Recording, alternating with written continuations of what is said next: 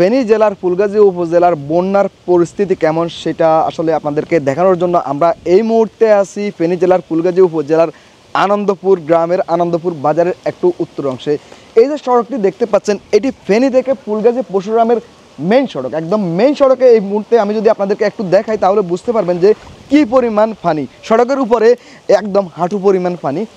Main সড়কটা যখন ডুবে গেছে তখন যাতায়াতে একদমই খারাপ পরিস্থিতি তৈরি হয়েছে। সড়কের উপরে যদি হাঁটু পরিমাণ পানি থাকে আপনারা নিশ্চয়ই বুঝতে পারছেন যে মানুষের বাড়িঘরে পরিস্থিতি কেমন। আমি যদি এদিকটা আপনাদেরকে দেখাই তাহলে বুঝতে পারবেন যে সড়কের পাশে উত্তর আনন্দপুর জামিয়া কুরানিয়া মাদ্রাসা ও এতিমখানা দেখতে পাচ্ছেন। এই যে এটাই হচ্ছে যে মাদ্রাসা এতিমখানা মসজিদ। একদম এখানকার অবস্থা এতটা ভয়াবহ আমি চিন্তা করতে পারিনি। আমাদের যাওয়ার উদ্দেশ্য ছিল ফুলগাজী হয়ে পরশুরাম পর্যন্ত, কিন্তু এই পর্যন্ত আসার পরে আমাদের বাইকটা পরপর দুইবার যখন স্টার্ট বন্ধ হয়ে গেছে তখন আমরা আর ঝুঁকি নিইনি, ওইদিকে আমাদের যাওয়া আপাতত সম্ভব হচ্ছে না। তারপর আমরা যাওয়ার চেষ্টা করব। তবে এখানকার পরিস্থিতি দেখে আমার কাছে মনে হচ্ছে যে আগের থেকে অবনতি হচ্ছে, উন্নতি নয়।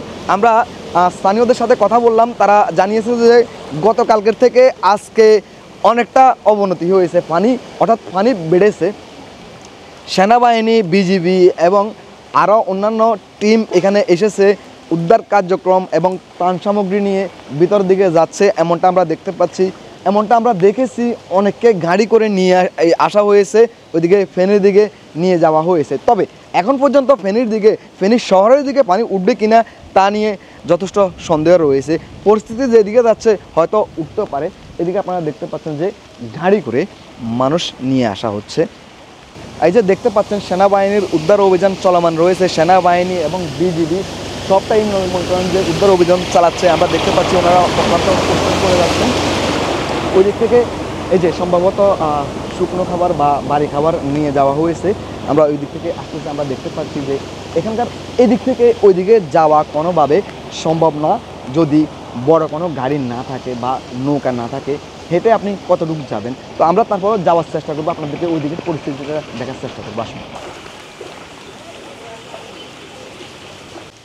আমরা স্থানীয়দের সাথে কথা বলে জানতে পেরেছি স্থানীয়দের একটাই দাবি যে গত বছরও এই অঞ্চলে, শুধু এই অঞ্চলে যে তা না, এই উপজেলা যে তা না, ফেনী জেলা, নোয়াখালী জেলা এবং কুমিল্লা জেলার বেশ কিছু অংশ আপনার বন্যায় প্লাবিত হয়েছে। এই বছর আবারও ফুলগাজী এবং পরশুরামে বন্যায় প্লাবিত হয়েছে। তো স্থানীয়দের দাবি যে বাঁধটি, গত বছর যে বল্লামুখ বাঁধটি ভেঙে যাবার পরে বন্যা সৃষ্টি হয়েছে, ঠিক একইভাবে এইবারও কিন্তু বল্লামুখ বাঁধটি ভারতের অংশ থেকে কেটে দেওয়া হয়েছে। এরপর থেকে মূলত প্রবল বেগে পানি অত্র অঞ্চলে প্রবেশ করা শুরু করে নদ নদীতে।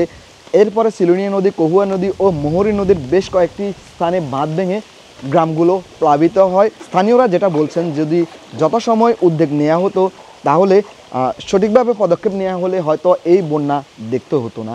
যাই হোক, যা হয়ে গেছে, স্থানীয়রা বলতেছে যে বিভিন্ন জায়গা থেকে অনুদান আসতেছে, খাবার নিয়ে আসতেছে, যা করতেছে অসুবিধা নাই। কিন্তু শুকনা মৌসুমে এই বন্যা রক্ষার্থে যদি বাঁধগুলা টেকসইভাবে না দেয়া হয় তাহলে হয়তো পরবর্তী বছরগুলোতেও এইভাবে বন্যা চলমান থাকবে। তাই স্থানীয়দের দাবি অতি শীঘ্রই এর একটা সঠিক পদক্ষেপ নেওয়া হয়, যাতে করে পরবর্তীতে যেন আমরা আবারও বন্যার মুখোমুখি না হই।